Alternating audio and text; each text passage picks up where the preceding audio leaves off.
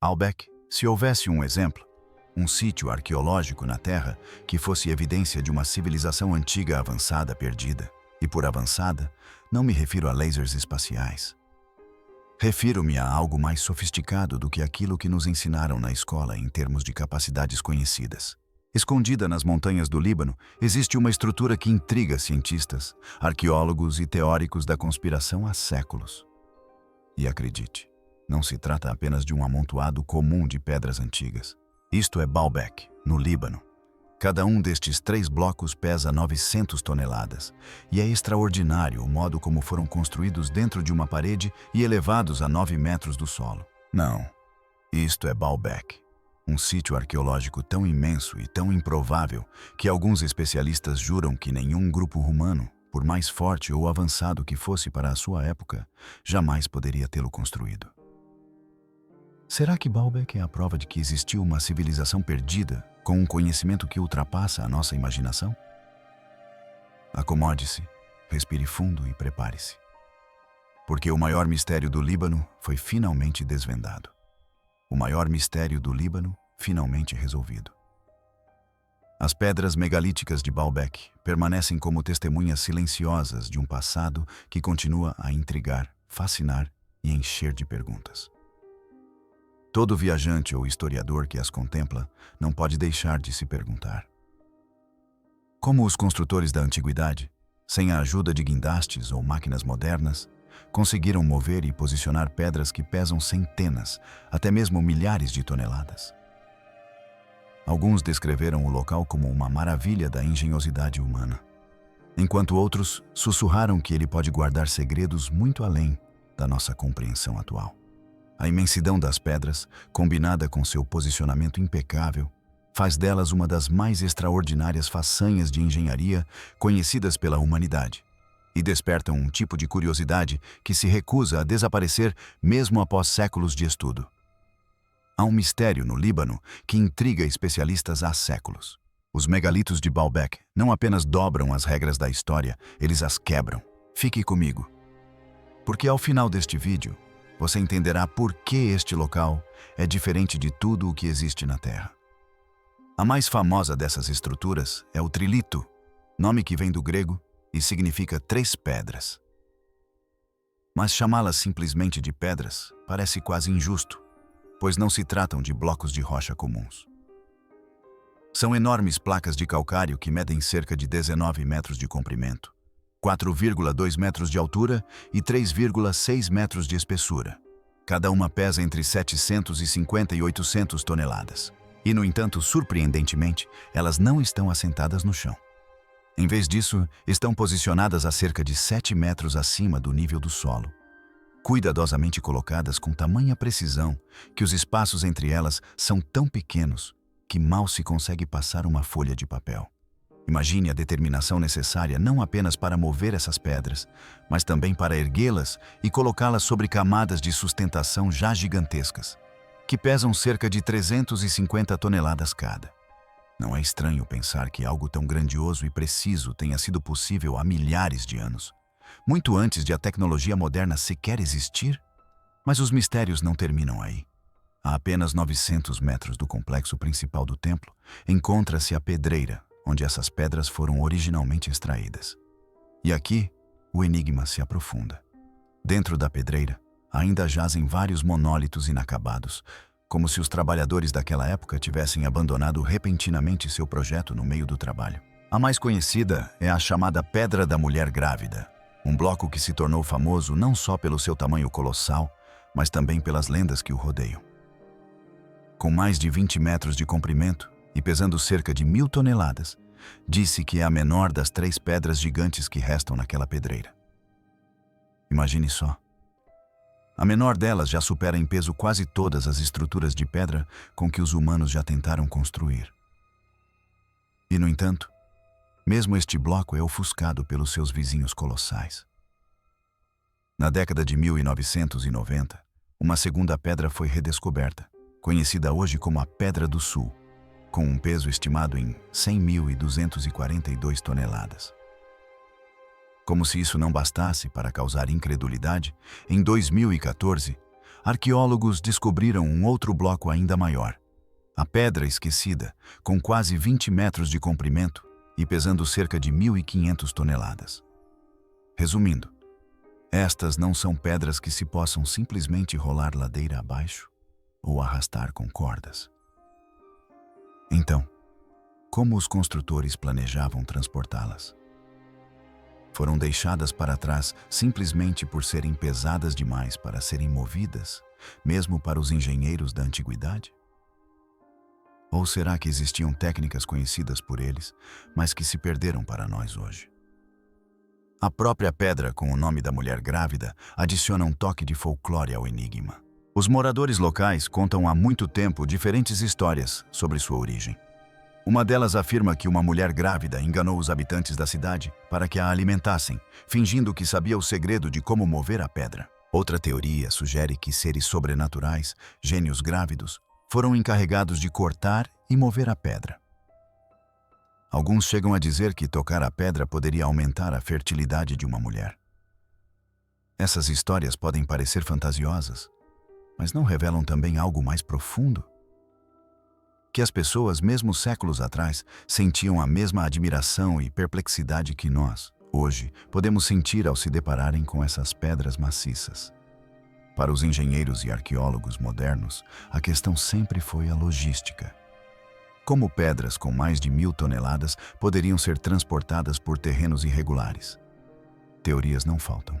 Rolos de madeira, rampas, trenós e capitéis operados por centenas de homens. Um pesquisador, Jean-Pierre Adam, chegou a calcular que 512 homens, usando polhas e rolos, poderiam teoricamente mover um bloco de 557 toneladas. Mas como conseguiriam erguê-lo vários metros até o local? Outros argumentam que seriam necessários 40.000 homens para mover tais pedras até o local do templo. E mesmo que esse número pareça exagerado, não levanta outra questão. Por que os construtores antigos se dariam ao trabalho de usar pedras tão grandes e difíceis de manusear, quando pedras menores poderiam ter feito o mesmo trabalho? Talvez a parte mais intrigante seja que os escritos romanos sobre Baalbek, que eles chamavam de Helópolis, não mencionam essas pedras impressionantes. Não é estranho? Os romanos eram conhecidos por documentar suas realizações. No entanto, há silêncio quando se trata do trilito. Isso significa que as pedras já estavam lá muito antes de os romanos construírem seus templos sobre elas? Será que o próprio sítio arqueológico tem raízes muito mais antigas do que costumamos imaginar, remontando a uma era de conhecimento esquecido? Alguns acreditam que sim. E é por isso que Baalbek frequentemente suscita não apenas debates históricos, mas também teorias que adentram o mistério e o desconhecido. Quem construiu Baalbek? Uma linha do tempo de civilizações. Os megalitos de Baalbek permanecem hoje como gigantes silenciosos que testemunharam o surgimento, o florescimento e, eventualmente, o desaparecimento de inúmeras civilizações. Para realmente entender quem os construiu, seria necessário viajar milhares de anos no passado, reconstruindo cuidadosamente uma linha do tempo onde uma cultura substituiu a outra, cada uma remodelando o sítio à sua maneira. Arqueólogos acreditam que a presença humana aqui remonta a 9.000 anos, o que significa que pessoas vivem neste topo de colina há pelo menos 11.000 anos. Escavações revelaram cerâmicas do Calcolítico e do início da Idade do Bronze, juntamente com fragmentos arquitetônicos da Idade do Bronze Média. Só isso já é fascinante. Quantos lugares no mundo podem se orgulhar de uma camada tão profunda de história humana concentrada em um único local? Desde os primórdios, os primeiros colonizadores ocuparam o próprio topo da colina. E muito tempo depois, até mesmo os romanos posicionaram cuidadosamente seu altar exatamente no local correto, aquele ponto mais alto, como se eles também reconhecessem a importância do que os precedeu. O próprio nome do local oferece uma pista. Muitos estudiosos acreditam que Baalbek pode ter vindo da frase semítica Baal Nebek, que significa Senhor da Fonte, uma referência a um poço que fica perto do santuário. Será que esse poço outrora transformou o topo da colina em um lugar sagrado de vida e abundância? Por volta de 3.200 a.C., os fenícios se estabeleceram em Baalbek, e com eles veio um florescimento espiritual e cultural. Eles ergueram um grandioso templo dedicado a Astarte e Baal, o deus do céu cujo nome provavelmente deu origem à cidade. Sob as imponentes ruínas do templo romano posterior de Júpiter, ainda permanecem vestígios deste templo fenício, como sussurros ocultos de um mundo esquecido. Sob influência fenícia, Baalbek não era apenas uma cidade, mas um destino onde peregrinos se reuniam para homenagear Baali-Hadad, o deus da fertilidade, e Ataratis, a deusa do amor e da maternidade.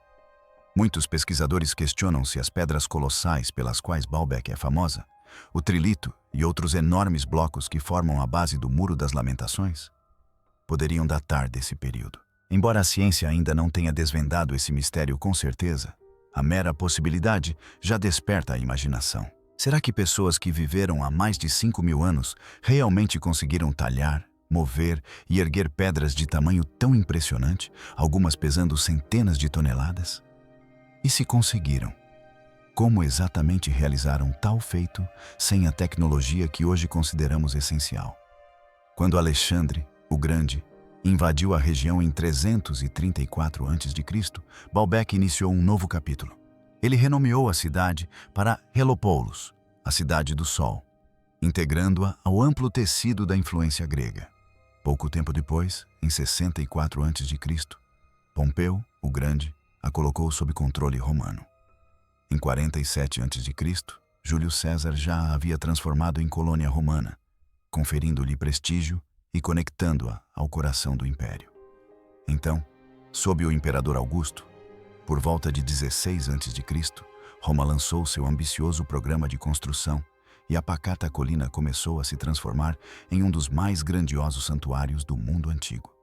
Curiosamente, os romanos não apagaram o que havia antes. Em vez disso, fundiram seu Júpiter com o deus local Baal, criando uma poderosa divindade híbrida adorada como Júpiter Baal. A construção do imponente templo de Júpiter prosseguiu sob o imperador Nero e, posteriormente, sob Trajano, o extenso pátio começou a tomar forma. O imperador Antonino Pio acrescentou o templo de Bacus, enquanto a dinastia Severina finalmente inaugurou todo o complexo, que incluía o templo de Vênus, no século III. Imagine por um instante como devia ser em seu auge: colunas imponentes, mármore reluzente e peregrinos afluindo aos pátios. Poderia algum visitante diante desses templos duvidar de que estava no centro de algo divino? Mas a história nunca é estática. À medida que o cristianismo se espalhava pelo Império Romano, o papel de Baalbek como bastião pagão começou a ruir. A conversão do imperador Constantino, no início do século IV, interrompeu a construção. E logo depois, o imperador Teodósio destruiu ídolos pagãos, desmontou o altar da torre e converteu o local sagrado em espaços cristãos. O outrora majestoso templo de Vênus foi transformado em capela e o pátio hexagonal tornou-se uma igreja. Nem mesmo o templo de Júpiter escapou da pilhagem. Justiniano, o imperador de Bizâncio, ordenou que 8 de suas colunas fossem levadas para Constantinopla para decorar a Hagia Sophia. O que isso revela sobre a magnificência de Baalbek, visto que suas pedras eram tão valiosas a ponto de serem transportadas através de impérios para adornar uma das maiores igrejas de todos os tempos? Em 637 d.C., Baalbek caiu novamente, desta vez para conquistadores muçulmanos. Os templos, já reaproveitados pelos cristãos, foram transformados em uma fortaleza, ou cala, uma cidadela que deu ao local seu nome moderno, Calat Baalbek. Ao longo dos séculos, o complexo passou pelas mãos de diferentes dinastias islâmicas, cada uma deixando sua própria marca. Os Omíadas, Abássidas, Tulúnidas, Fatímidas e Albidas o detiveram em diferentes épocas, remodelando muralhas e torres, sobrepondo novas camadas de pedra às antigas fundações. Dessa forma, o local tornou-se um palimpsesto, um lugar onde quase se pode ler a história nas próprias pedras, observando como cada era esculpiu seu próprio capítulo na narrativa maior. Assim, Baalbek hoje se ergue como mais do que uma ruína. É um enigma vivo, um lugar que carrega o espírito de incontáveis eras. Desde os primeiros colonizadores que consideravam o topo da colina sagrado, passando pelos fenícios que construíram seus templos, pelos romanos que ergueram suas colunas colossais, pelos cristãos que a consagraram como igreja e pelos muçulmanos que a fortificaram como cidadela. Cada grupo deixou algo para trás. No entanto, é inevitável se perguntar quem primeiro ergueu aquelas pedras gigantescas. Quem decidiu que esta colina se tornaria palco para deuses, imperadores e conquistadores? E por que, depois de tantos milhares de anos, esses megalitos silenciosos ainda possuem o poder de despertar tanta admiração e curiosidade em quem os contempla? Talvez esse seja o maior mistério de todos. Mas mistérios sempre suscitam teorias. E quando se trata de Baalbek, a primeira pergunta que vem à mente de todos é a mais óbvia. Como é que essas pedras foram movidas? Continue lendo. Porque ao explorarmos as teorias tradicionais, você poderá descobrir que as respostas são tão fascinantes e intrigantes quanto as próprias pedras. Como as pedras foram movidas? Teorias tradicionais. Durante séculos, as pessoas se perguntaram sobre os incríveis segredos de engenharia por trás das enormes pedras de Baalbek. E os estudiosos têm debatido incessantemente, tentando explicar como blocos tão gigantescos poderiam ter sido movidos sem as máquinas modernas que usamos hoje. A explicação mais tradicional, frequentemente mencionada, é o uso de rolos e rampas de madeira, algo que parece quase simplista demais à primeira vista. Segundo essa ideia, as pedras foram colocadas sobre rolos cilíndricos de madeira que reduziriam o atrito e permitiriam que fossem empurradas ou puxadas pelo chão. No papel, parece simples e eficiente, não é? Mas como acontece com muitos mistérios antigos, a realidade tende a complicar o que parece fácil à primeira vista. Quando arqueólogos experimentais tentaram testar essa ideia, depararam-se com sérios desafios. Por exemplo, Richard Atkinson, uma figura conhecida na arqueologia, tentou certa vez mover uma réplica da Pedra Azul de Stonehenge usando rolos. No momento em que o trenó foi puxado morro acima, começou a deslizar perigosamente para os lados, quase como se a própria natureza estivesse resistindo ao método. Em outro caso, uma réplica de estátua que estava sendo transportada dessa forma perdeu o equilíbrio, tombou e se estilhaçou. Tais resultados deixaram claro que esse não era um método confiável para longas distâncias, especialmente considerando o terreno irregular e rochoso entre a pedreira e o canteiro de obras em Baalbek. Será que um trabalho tão delicado poderia realmente ter sido realizado com algo tão desajeitado? Muitos começaram a duvidar disso. Isso levou a outra teoria, que se baseava mais na sofisticada tecnologia pela qual os romanos eram famosos. Afinal, os romanos eram engenheiros brilhantes e desenvolveram guindastes e máquinas de elevação muito à frente de seu tempo. Seu guindaste básico, chamado tripastos, usava um guincho simples, uma corda e um bloco com 3 polias. A partir daí, as coisas ficaram mais complexas. O pentispastos tinha 5 polias, enquanto o poderoso polipastos tinha 15 polias e 4 mastros. E dizia-se que 4 homens conseguiam levantar até 3.000 quilos com ele. Mais tarde, com a introdução das rodas de tração, essas máquinas passaram a suportar até 6.000 quilos. Os romanos foram ainda mais longe, construindo torres de madeira para levantar cargas verdadeiramente enormes, movidas por pessoas e animais trabalhando em conjunto. Não parece incrível que tais dispositivos possam ter sido usados nas próprias pedras de Baalbek? Margaret Van Ness, do Instituto Arqueológico Alemão, sugeriu exatamente isso. Ela acreditava que o uso de capitéis movidos à força humana era uma forte possibilidade para mover os blocos do templo. Mas, novamente, o problema reside no tamanho. Mesmo os guindastes romanos mais avançados tinham limites, e embora pudessem movimentar pedras de até 6 toneladas, o que dizer das pedras de Baalbek, que pesavam centenas de toneladas, algumas próximas de 1.000? Seriam os guindastes realmente suficientes? Os números simplesmente não batem. Ao analisar essas possibilidades, é preciso lembrar que os trabalhadores da antiguidade eram frequentemente subestimados pelos estudiosos modernos. Alguns os descartavam como trabalhadores não qualificados, ou até mesmo os descreviam em termos depreciativos, sem reconhecer o gênio e a pura determinação que a engenharia antiga exigia. Curiosamente, existem pinturas do Antigo Egito que mostram 172 homens carregando uma estátua colossal sem o uso de rolos.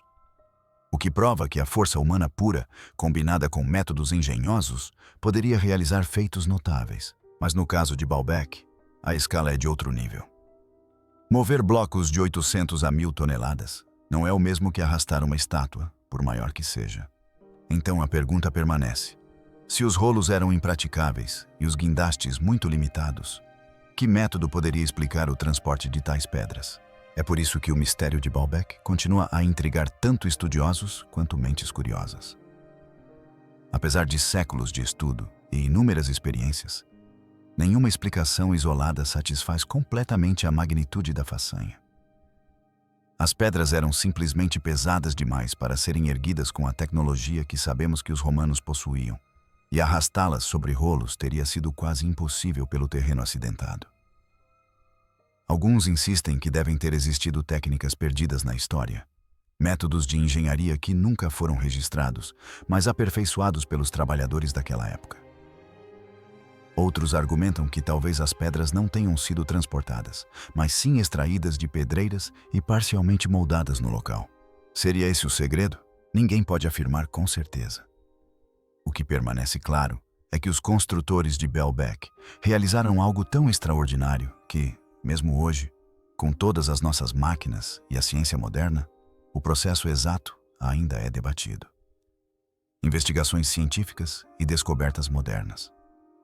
Quando se fala de Baalbek, na maioria das vezes o foco está no tamanho colossal de suas pedras, quase esquecendo que houve mais de um século de estudos minuciosos que tentaram desvendar os mistérios que o cercam. A verdadeira história da exploração científica começou em 1898, quando o imperador Guilherme II da Alemanha visitou o local. Seu interesse não era apenas um passeio turístico casual. Deu início a uma onda de escavações que continuou até 1904. A partir daquele momento, os pesquisadores começaram a juntar lentamente as peças de um quebra-cabeça que se estendia por milhares de anos. Disseram-lhe que o que começou como curiosidade real acabou se transformando em uma séria investigação arqueológica e, pouco a pouco, mais segredos de Baalbek vieram à tona. Ao longo dos anos, os especialistas descobriram não apenas estruturas, mas também fragmentos da história que apontavam para civilizações muito mais antigas do que muitos imaginavam. Poderíamos perguntar: o que eles esperavam encontrar sob a poeira de um lugar tão grandioso? A verdade é que cada escavação parecia reescrever a história um pouco mais. Em 1984, a Unesco reconheceu Baalbek como patrimônio mundial, dando-lhe um lugar permanente no cenário global. Esse reconhecimento foi mais do que um título. Foi um selo que confirmou a importância de Baalbek na história da civilização humana. E o trabalho não parou por aí. Em 2004, a Universidade Libanesa uniu forças com o Instituto Arqueológico Alemão em um sério projeto de colaboração com o objetivo de documentar detalhadamente as antigas pedreiras. O que eles encontraram foi simplesmente extraordinário. Entre as descobertas estavam fragmentos de cerâmica persa com inscrições em cunia, datando de algum momento entre o século VI e IV a.C. Mas a revelação mais surpreendente veio quando a limpeza do templo de Júpiter revelou indícios de que o povoamento de Baalbek remontava ao período neolítico. Consegue imaginar quão longe isso remonta? Significava que a história de Baalbek não se resumia apenas aos romanos e sua grandeza, mas também aos humanos que ali viveram milhares de anos antes. Ao examinarem as próprias pedras mais a fundo, os arqueólogos notaram padrões que indicavam os métodos usados em sua confecção. A pesquisadora alemã Margaret Vaness estudou esses megalitos e concluiu que provavelmente foram talhados ao longo de fissuras naturais entre as camadas de rocha. Essa era uma técnica engenhosa que facilitava a remoção de blocos maciços sem quebrá-los. Uma coisa é ver pedras e ruínas, Mas ver desenhos arquitetônicos romanos gravados diretamente no sítio arqueológico é algo completamente diferente. As escavações alemãs de 1900 a 1904 foram as primeiras a publicar essas descobertas. Entre os elementos mais impressionantes estava uma planta esculpida no chão do grande pátio. Ela mostrava uma parte da planta hexagonal do pátio e foi desenhada em uma escala impressionante de cerca de 112,6. Para muitos, esse detalhe era a prova de que os romanos não eram apenas construtores, mas planejadores que pensavam cuidadosamente em cada ângulo, cada medida e cada elemento de projeto antes de assentar pedra sobre pedra. Isso levanta a questão: essas gravuras eram apenas guias para os trabalhadores ou eram símbolos de orgulho, demonstrando a habilidade dos engenheiros? Talvez a conexão mais reveladora tenha surgido quando os pesquisadores começaram a examinar o Pódio 1. A fundação sob as 6 colunas que ainda hoje se erguem dramaticamente contra o céu. Uma análise detalhada revelou algo surpreendente: o estilo e as técnicas usadas na construção do pódio eram notavelmente semelhantes aos da arquitetura herodiana em Jerusalém. As semelhanças não eram vagas, eram precisas. Ambos os sítios arqueológicos usavam fileiras alternadas de tijolos de cabeceira e de travessa, e ambos exibiam o mesmo desenho de alvenaria de borda. Até mesmo a altura média das fiadas coincidia exatamente em 1,1 metros. Seria mera coincidência? Ou haveria uma colaboração, talvez até mesmo o envolvimento direto dos construtores herodianos em Baalbek? A resposta ainda é debatida, mas a semelhança é grande demais para ser ignorada e conecta a história de Baalbek a uma rede muito maior de antigas tradições construtivas. Passo a passo, desde a visita inicial de Guilherme II até as descobertas modernas, o panorama de Baalbek tornou-se mais rico e complexo. O que começou como um sítio admirado por suas pedras maciças transformou-se em um livro-texto vivo da história antiga, contendo evidências dos mundos neolítico, persa, romano e herodiano.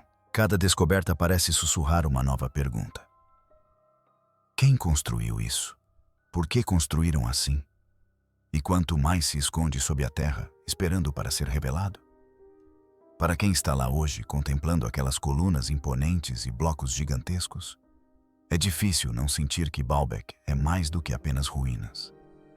É um mistério que se recusa a permanecer em silêncio, lembrando constantemente ao mundo que a história nunca é tão simples quanto parece à primeira vista. E se você está se perguntando quais partes são fatos concretos e quais são histórias cativantes que, de alguma forma, se enraizaram, fique conosco até o final. Porque os mitos mais populares estão prestes a ser testados contra as evidências. E alguns deles não resistirão aos holofotes. Desmistificando os mitos. A história dos grandes megalitos de Baalbek é um daqueles mistérios que parece atrair as pessoas, não importa quantas vezes seja contada. As pessoas sempre se perguntaram como, na realidade, pedras tão enormes, algumas pesando centenas de toneladas, foram movidas e colocadas em seus devidos lugares com tanta precisão. Seria realmente apenas força humana e engenharia engenhosa? Ou algo muito mais estranho poderia estar em jogo? Quanto mais se observa Baalbek, mais claro fica porque teorias fora da arqueologia convencional continuam a prosperar. Durante séculos, aqueles que não conseguiam explicar as maravilhas deste sítio arqueológico com lógica simples recorreram ao sobrenatural.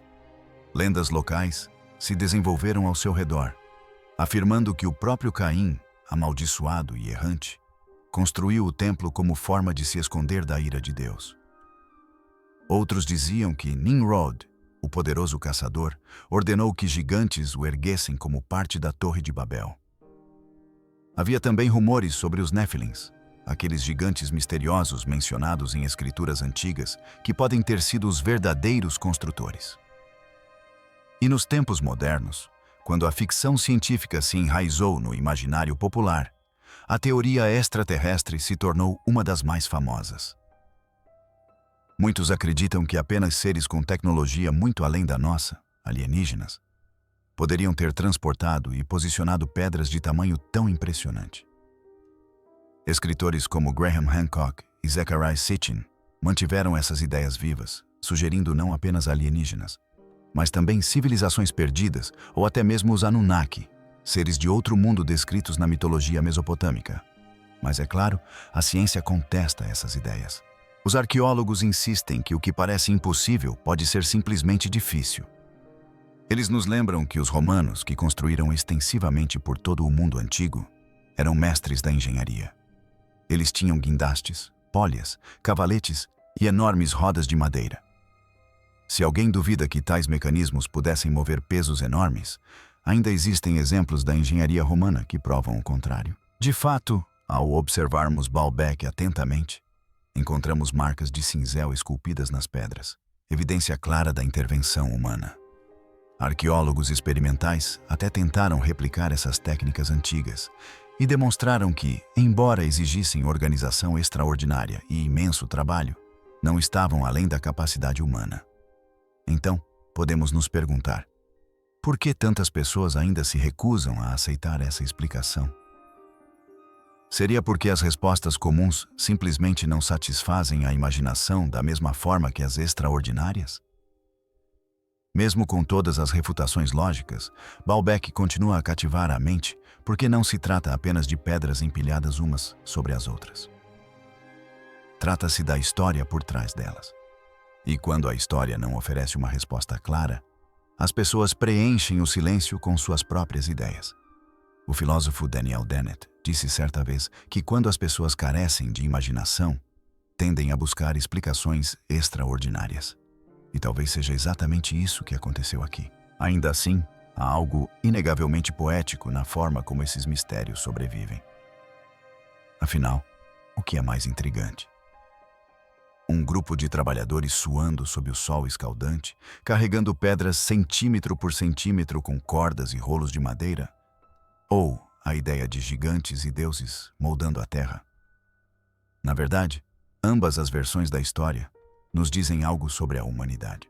Uma fala da pura determinação e genialidade de nossos ancestrais, enquanto a outra reflete nossa fome insaciável por maravilhas e pelo desconhecido.